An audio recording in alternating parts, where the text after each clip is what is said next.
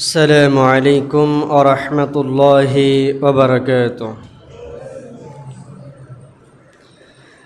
إن الحمد لله الأكرم الذي خلق الإنسان وكرم وعلمه من البيان ما لم يعلم، فسبحان الذي لا إحصى امتنانه باللسان ولا بالقلم، ونشهد أن لا إله إلا الله وحده لا شريك له، ونشهد أن سيدنا وحبيبنا وطبيبنا وطبيب أرواحنا محمدا عبده ورسوله الذي أرسله بالحق بشيرا ونذيرا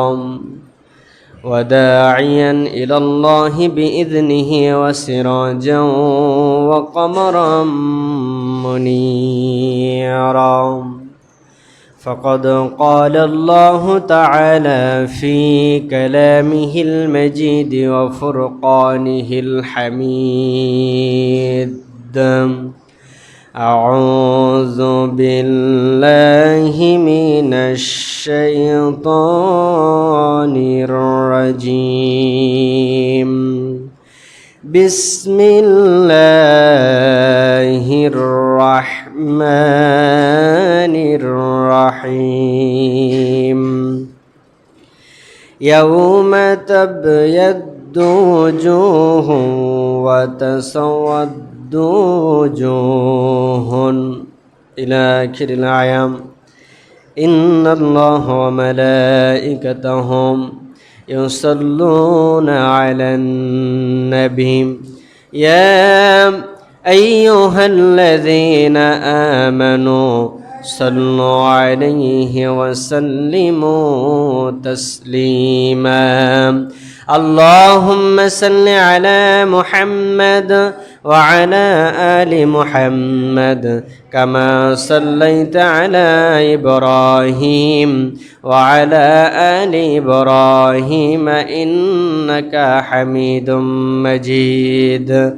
اللهم بارك على محمد وعلى آل محمد كما باركت على إبراهيم وعلى آل إبراهيم إنك حميد مجيد. بلغ العلم بكماله كشف الدجى بجماله حسنت جميع خصاله صلوا عليه وآله. আলহামদুলিল্লাহ, আমরা মহান মনিবের দরবারে শুকরিয়া আদায় করছি যে মহান আল্লাহ রাব্বুল আলামিন আমাদেরকে পবিত্র জুমার দিনে তার ঘর মসজিদে আসার এবং বসার তৌফিক দান করলেন। এজন্য প্রাণ ভরে কণ্ঠকে উজাড় করে দিয়ে সকলে বলছি আলহামদুলিল্লাহ। দুরূদ ও সালাম যা পড়লাম বর্ষিত হোক বিশ্ব মানবতার মুক্তির দূত সাইয়্যিদুল আম্বিয়া দুজাহানের বাদশাহ জনাবে মুহাম্মদুর রাসূলুল্লাহ সাল্লাল্লাহু আলাইহি ওয়াসাল্লামের ওপর। সম্মানিত হাজিরিন, আমি পবিত্র কালামুল্লাহ থেকে সূরা আলে ইমরান এর 106 নম্বর আয়াতের প্রথম কিছু অংশ তেলাওয়াত করেছি, যার সরল অনুবাদ হচ্ছে সেদিন, অর্থাৎ এখানে সেদিন বলতে কিয়ামতের দিনকে বোঝানো হচ্ছে। কিয়ামতের দিন, হাসরের দিন, কিছু মানুষের চেহারা হবে আলোক উজ্জ্বলময় সুন্দর, কিছু মানুষের চেহারা হবে পরিষ্কার সুন্দর দেখতে তারা হবে, আর কিছু মানুষের চেহারা হবে কালো। এটাকে বাংলা ভাষায় বলা হয়েছে কৃষ্ণ বর্ণের। কৃষ্ণবর্ণ বলা হয় অন্ধকার মতো কালো, এরকম কালোকে বলা হয় কৃষ্ণবর্ণ। তো কিয়ামতের দিন আল্লাহ রাব্বুল আলামিন সূরা আলে ইমরানের এই 106 নম্বর আয়াতের প্রথম অংশে বলছেন যে কিয়ামতের দিন কিছু মানুষের চেহারা হবে খুব উজ্জ্বলময়, আর কিছু মানুষের চেহারা হবে খুবই কালো। এই কিয়ামতের দিন, এই যে দেখেন, আমরা দুনিয়ায় বসবাস করতেছি, সূর্যটা আমাদের থেকে কত দূরে, সেই দূর থেকে আমাদেরকে তাপ দিচ্ছে, তারপরেও আমরা কিন্তু সহ্য ক্ষমতা হারিয়ে ফেলতেছি। অথচ রাসূল সাল্লাল্লাহু আলাইহি ওয়াসাল্লাম বলেন, কিয়ামতের দিন, হাসরের দিন, যেদিন মানুষের হিসাব নিকাশ করা হবে, যেদিন মানুষের হিসাব নেওয়া হবে, এই হিসাব নিকাশের দিন সূর্যটাকে তাদের মাথার এক হাত উপরে এনে দেওয়া হবে। দুনিয়ার জমিনে যে সূর্যটাকে আমরা পেয়েছি, এটা সূর্যের উল্টা পিঠ। এই পিঠ থেকে তাপ খুবই সামান্যতম হয়। এই সামান্যতম তাপ আরও পৃথিবী থেকে কয়েক লক্ষ কোটি গুণ দূরে। এখান থেকে তাপ দেওয়ার কারণে মানুষের অবস্থা যদি এই হয়, কিয়ামতের দিন আল্লাহ রাব্বুল আলামিনের প্রিয় হাবিব বলেন, কিয়ামতের দিন সূর্যটাকে মাথার থেকে এক হাত কিংবা 2 হাত উপরে দেওয়া হবে। এখন চিন্তা করেন তো সেই দিনের অবস্থাটা কেমন হবে। সূর্যের তাপে মাটিগুলো তামা তামা হয়ে যাবে, উপর থেকে সূর্যের তাপ, আর পায়ের দিক থেকে তামার মতো পদার্থ, এই পদার্থ দুইটা যখন এক দিক থেকে 2 দিক থেকে চাপ দেওয়া শুরু করবে, মানুষের অবস্থা নাজেহাল হয়ে যাবে। তবে রাসূল সাল্লাল্লাহু আলাইহি ওয়াসাল্লাম সুসংবাদ জানিয়েছেন 7 শ্রেণীর মানুষদের জন্য, 7 প্রকারের মানুষ। রাসূল সাল্লাল্লাহু আলাইহি ওয়াসাল্লাম বলেন, 7 প্রকার মানুষের জন্য আমি সুসংবাদ দিলাম। এই 7 প্রকার মানুষের জন্য কিয়ামতের দিন আল্লাহ রাব্বুল আলামিনের আরশের ছায়া থাকবে। সুবহানাল্লাহ। এত তীব্র সূর্যের তাপ, মাটির তাপ, এই তাপের মধ্যেও আল্লাহ রাব্বুল আলামিন 7 শ্রেণীর মানুষকে আরশের নিচে ছায়া দিবেন। সুবহানাল্লাহ। সেদিন কি আমাদের ছায়া দরকার না? সূর্যের এত তাপ, এত সহ্য করার ক্ষমতা আমাদের নাই।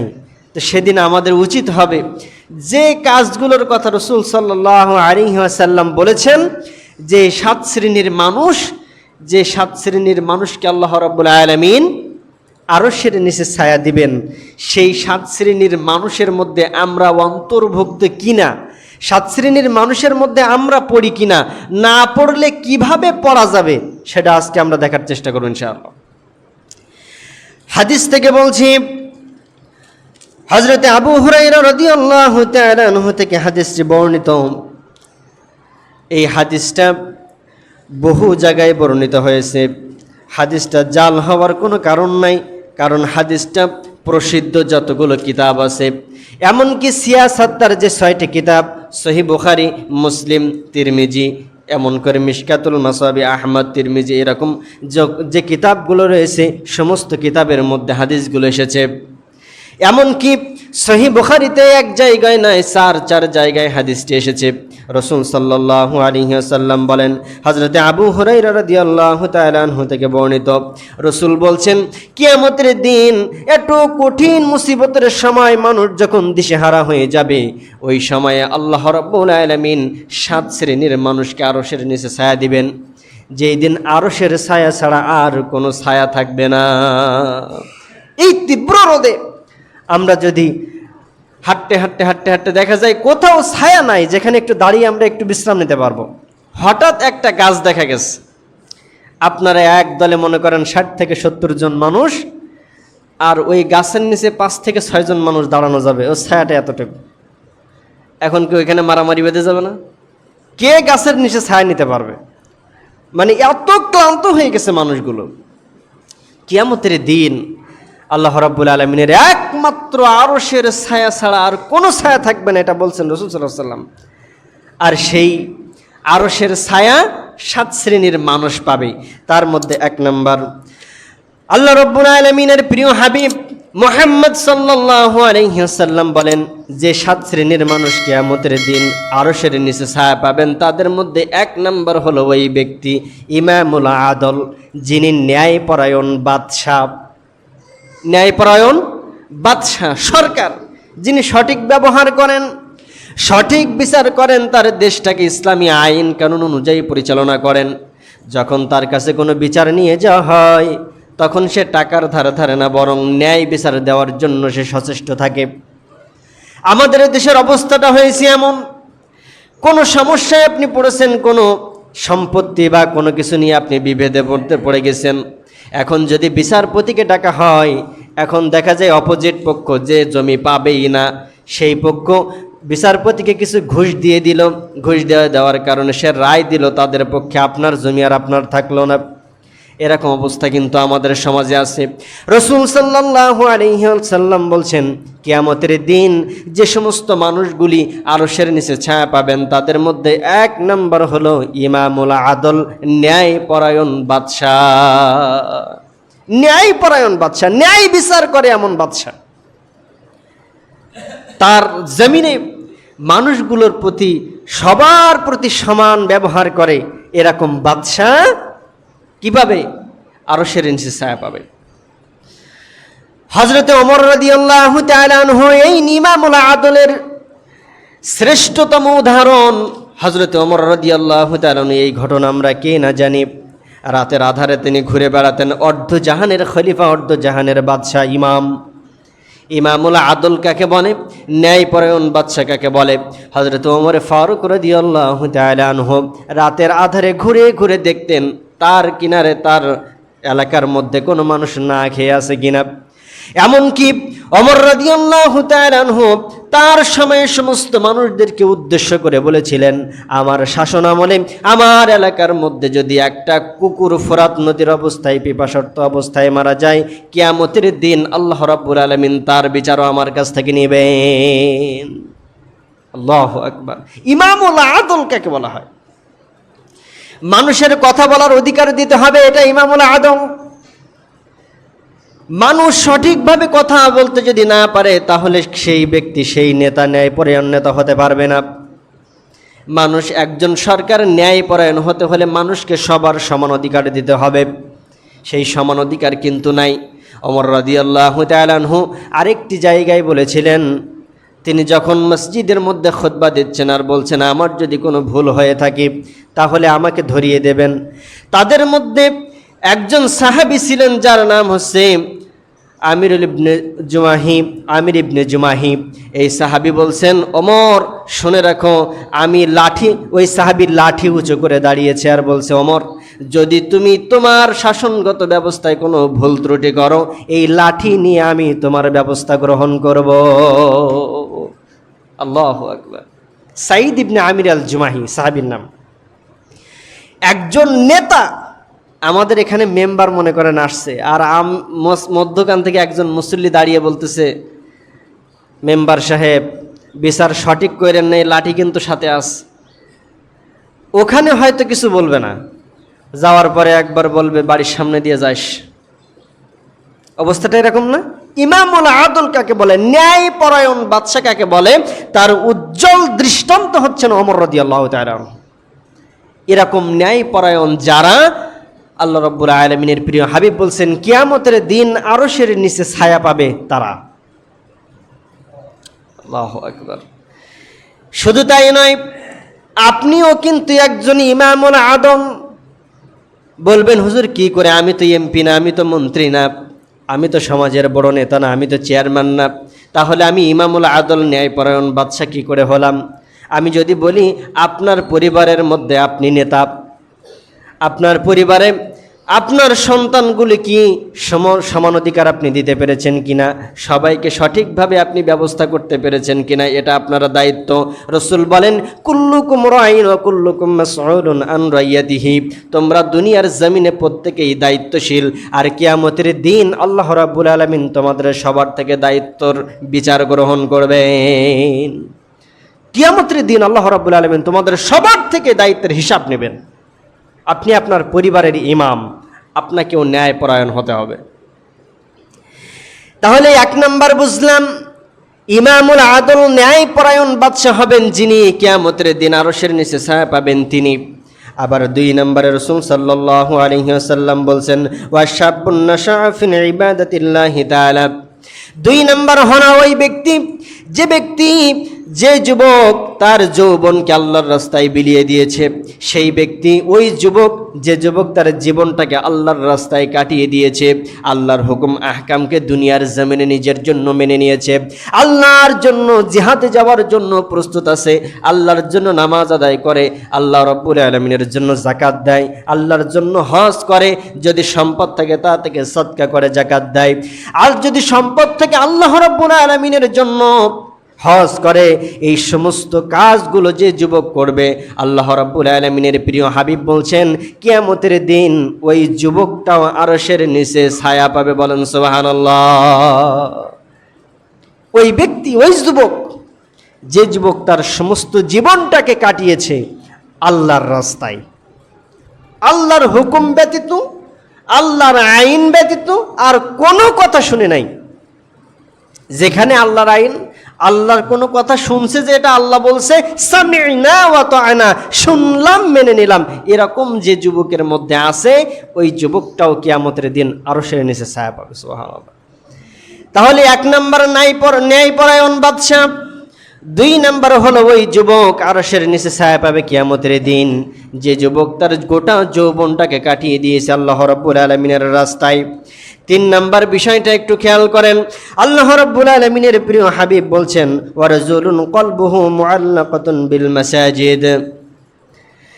এমন কিছু মানুষ সমাজে আছে, দেখবেন মসজিদ থেকে নামাজে বের হয়, নামাজ থেকে বের হয়ে একটু কোথাও গিয়ে হেঁটে বসে, আবার পরে আজান দিবে কখন আমি মসজিদে যাব।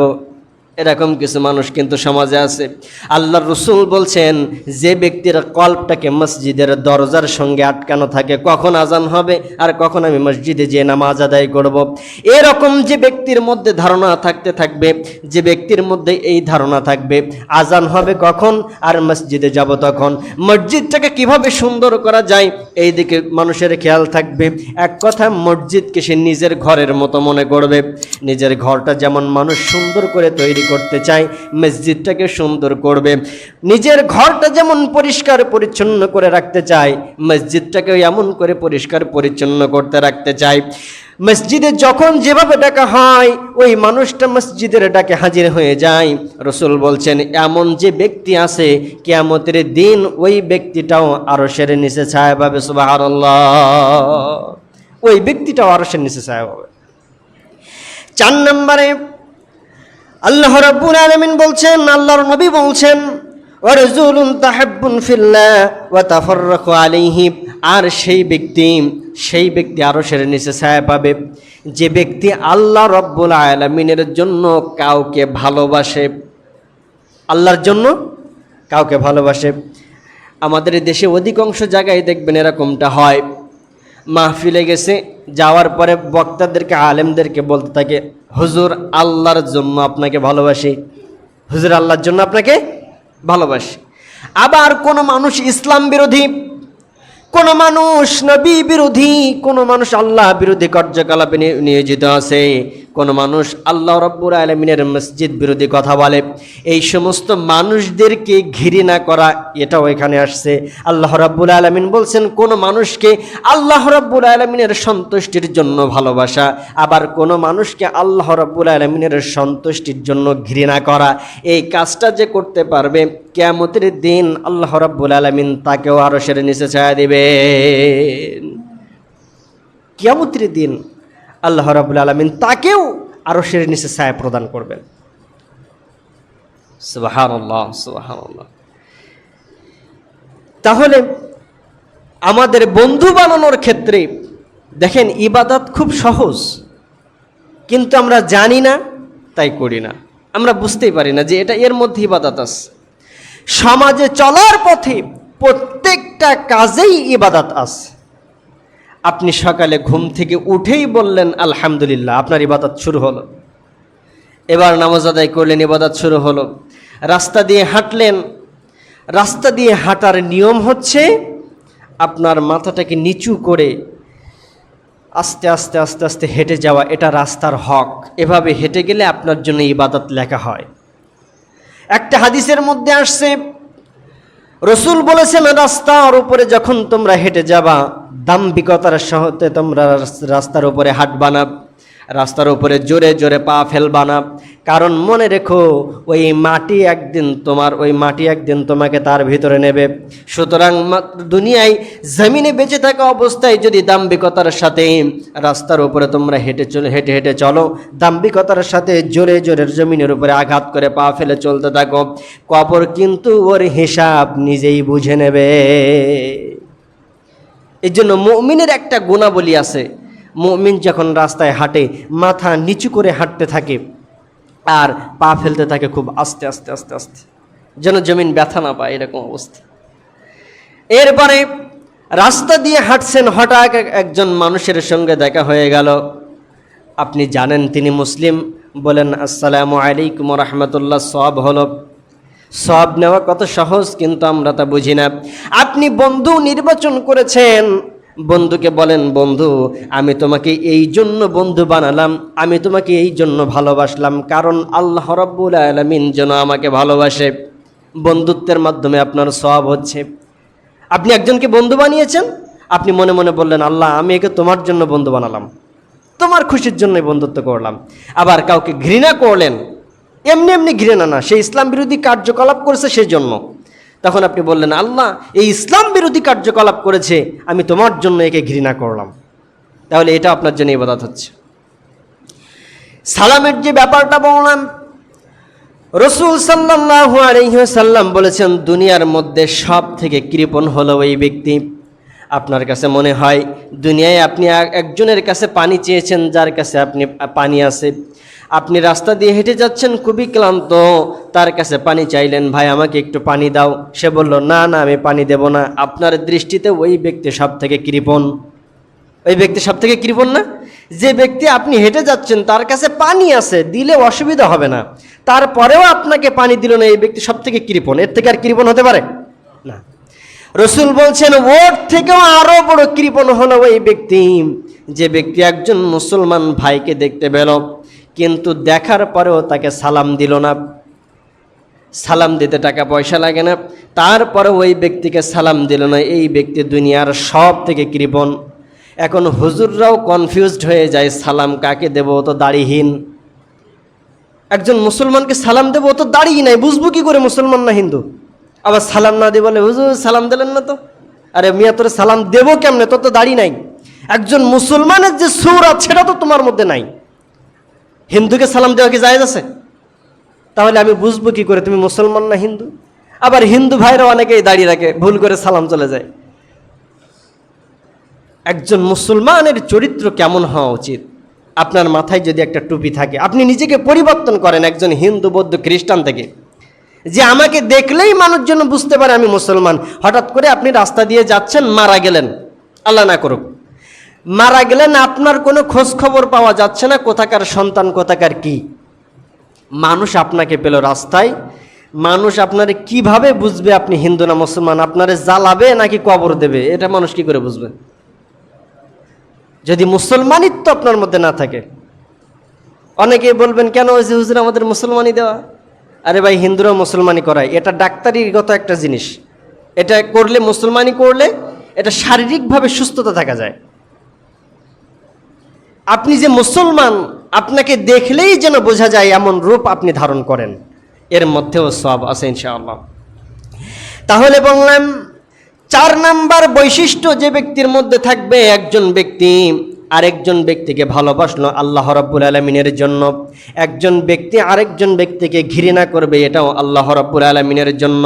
এই বৈশিষ্ট্য, এই গুণ যে ব্যক্তির মধ্যে থাকবে, কিয়ামতের দিন আল্লাহ রাব্বুল আলামিন তাকে আরশের নিচে ছায়া প্রদান করবে। 5 নাম্বার জিনিসটা বড় গুরুত্বপূর্ণ। 5 নাম্বার জিনিসটা এত কঠিন জিনিস, রাসূল সাল্লাল্লাহু আলাইহি ওয়াসাল্লাম অন্য এক জায়গায় বলেছেন, মানুষ যদি 2টি জিনিসের গ্যারান্টি আমার কাছে দেয়, ভালো করে লক্ষ্য করেন, মানুষ, রাসূল বলছেন, মানুষ যদি 2টা জিনিসের গ্যারান্টি আমাকে দেয়, আমি আল্লাহর রাসূল বললাম, ওই ব্যক্তিকে জান্নাত দিয়ে দেওয়ার দায়িত্ব আমি নবীর। সুবহানাল্লাহ বলবেন না? রাসূল বলছেন, 2টা জিনিসের জামিনদার যদি কোনো ব্যক্তি হতে পারে, তাকে জান্নাতে নিয়ে যাওয়ার জামিনদার আমি রাসূল। 1 নাম্বার, দুই চোয়ালের মধ্যবর্তী স্থান গাল, এই মুখ দিয়ে যে কটু কথা বলা হয় এই কথা থেকে মানুষ নিজেকে হেফাজত রাখবে। আরেকটা হচ্ছে দুই উরুর মধ্যবর্তী স্থান লজ্জাস্থান, এটাকে যে হেফাজত করতে পারবে এবং মুখটাকে যে হেফাজত করতে পারবে, কিয়ামতের দিন রসুল তাকে সঙ্গে করে নিয়ে জান্নাতে যাবেন। সুবহানাল্লাহ। রসুল সাল্লাল্লাহু আলাইহি ওয়াসাল্লাম বলছেন 5 নাম্বার বৈশিষ্ট্যধারী ওই লোক, ورجل الدعوة امرأة جاءت المنصب وجمال فقال إني أخاف الله। একটু ভালো করে লক্ষ্য করেন আমার দিকে সম্মানিত হাজিরিন। রসুল বলছেন দুনিয়ায় একজন যুবককে, এই যুবক ভাইরা ভালো করে খেয়াল করেন, রসুল বলছেন দুনিয়ায় একজন যুবককে, কোন সুন্দরী রূপসী গুণবতী নারী, সে দেখতে খুবই সুন্দর, মেকআপ সুন্দরীও হতে পারে, এরকম সুন্দর নারী একজন পুরুষকে অনুমতি দিচ্ছে, তাকে ডাকছে জেনা করার জন্য। কিসের জন্য? একজন নারী, বর্তমানে এটা খুবই প্রচলিত, একজন নারী, একজন মহিলা, সে একজন পুরুষকে কি করতেছে? দাওয়াত দিচ্ছে, ডাকতেছে, আমাকে, আমার সঙ্গে জেনা করো। ওই সময় ওই যুবক ধৈর্য ধারণ করে বলল, ইন্নী আখাফুল্লাহ, আমি আল্লাহকে ভয় করি। সুবহানাল্লাহ। তার ঈমানটা কত মজবুত। যে যুবক ইউসুফ আলাইহিস সালামের ঘটনা আপনারা জানেন, জুলেখা যখন বলতে শুরু করলো, আসো তোমার আর আমার মাঝে আর কেউ নাই, কেউ তো দেখতে পাবে না, আসো আমরা দুজন মিলে একসাথে সময় পার করি, প্রেম করি, প্রীতি করি। ইউসুফ আলাইহিস সালাম তখন বলেছিলেন, ইন্নী আখাফুল্লাহ, নিশ্চয়ই আমি আল্লাহকে ভয় করি, কেউ যদি না দেখে আল্লাহ তাআলা ঠিকই দেখবে, সুতরাং তুই আমার ওই দিকে ডাকিস না। রাসূল সাল্লাল্লাহু আলাইহি ওয়াসাল্লাম বলছেন 5 নাম্বার বৈশিষ্ট্যধারী হলো ওই ব্যক্তি, ওই যুবক, যে যুবককে সুন্দরী রূপবতী মহিলা জেনার দিকে আহ্বান করে, আর ওই যুবক বলে ইন্নী আখাফুল্লাহ, আমি আল্লাহ রাব্বুল আলামিনকে ভয় পাই, আমি এই কাজের মধ্যে আমারে ডাকিস না। আল্লাহর নবী বলেন ওই ব্যক্তি কিয়ামতের দিন আরশের নিচে ছায়া পাবে। বলেন সুবহানাল্লাহ। ওই ব্যক্তিটাও কিয়ামতের দিন আরশের নিচে ছায়া পেয়ে যাবে। এরপরে 6 নাম্বার ব্যক্তি, আর একটা কথা আছে, 6 নম্বরে আল্লাহ রাব্বুল আলামিন তার প্রিয় হাবিবের মধ্যে জানিয়েছেন, এটা কোরআনুল কারীমের মধ্যে অন্য এক আয়াতেও আছে, আমরা মসজিদে দান করি, কাউকে দান করি, দান করার পরে বলি হুজুর আমার নামটা বলে দিয়েন, অমুক ব্যক্তি 5,000 টাকা মসজিদে দান করছে। এরকম বলি না আমরা, যে হুজুর আমি মসজিদে 5,000 টাকা দান করলাম, আমার নামটা একটু বলে দিয়েন, এরকম বলি। এটা বলাতে অসুবিধা নাই, এটা বলাতে কি নাই? অসুবিধা নাই। তবে রাসূল বলছেন কোন ব্যক্তি এমনভাবে সদকা করে, এমনভাবে সাদকা করবে, ডান হাতের মাধ্যমে দান করবে কিন্তু বাম হাত জানবে না। কার হাত? নিজের।